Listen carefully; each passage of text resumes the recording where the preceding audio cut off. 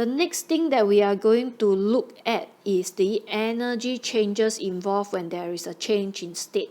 Okay, when your solid change to liquid, right, this one is melting, so this is your melting point. Okay, when your liquid change to gas, this one is your boiling point.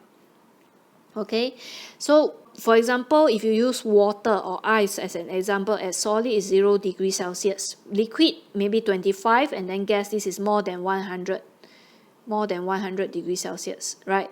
So if you see there's an increase in temperature, so my energy is being absorbed. Okay, your particles will absorb in this energy. So they absorb in this energy, they start to move faster. So your solid, which is vibrating, start to slide and then start to move in random and far apart. Okay, please know that solid can also turn directly into gas in the term sublimation. Okay, so likewise sublimation, this one is increase in energy. The particles will gain this energy. Okay, and then when my gas condense to liquid, freeze to solid, right? So from liquid change to solid, right? From gas change to liquid change to solid.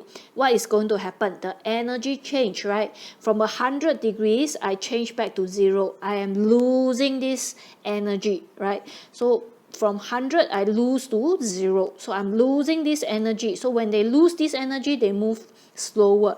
So from random and far apart, they start to slide in layers, and then they start to vibrate about fixed position. Okay, the opposite of sublimation is your deposition, forming deposits. Okay, same thing, this is energy being lost or heat energy being lost. This part is also quite important. We need to know the differences between your boiling and evaporation. So boiling, especially for pure substance, occurs at fixed temperature. Evaporation occurs at any temperature, outside room temperature, 25 degrees, 35 degrees, any temperature effectively, evaporation can occur. Okay, boiling is very quick and there's an external heat source. Evaporation is usually much slower, and then this heat is from surrounding. Okay, the temperature remains constant. This one, the temperature may change. Okay, boiling, there's bubbling, and then it takes place within the liquid. Within the liquid means all your particles, all these liquid particles that you see over here, all of them, they will turn into gas at the same time.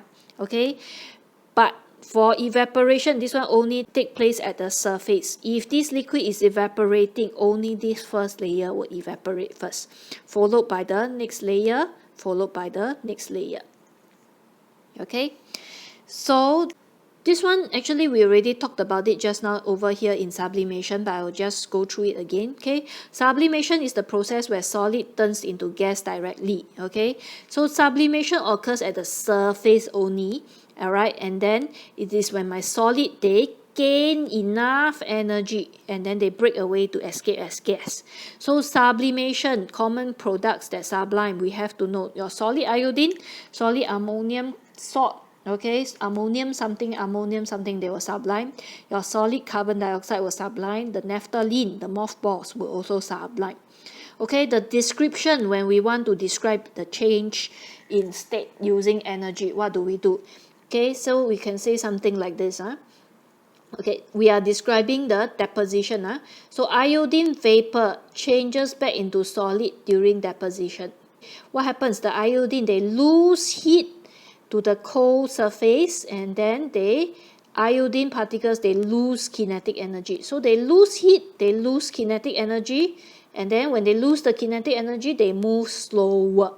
Right, so when they move slower, the attractive force becomes stronger. So from random and far apart, they start to vibrate about fixed position to become solid. Okay, this is the standard explanation that we have to explain for the change in state.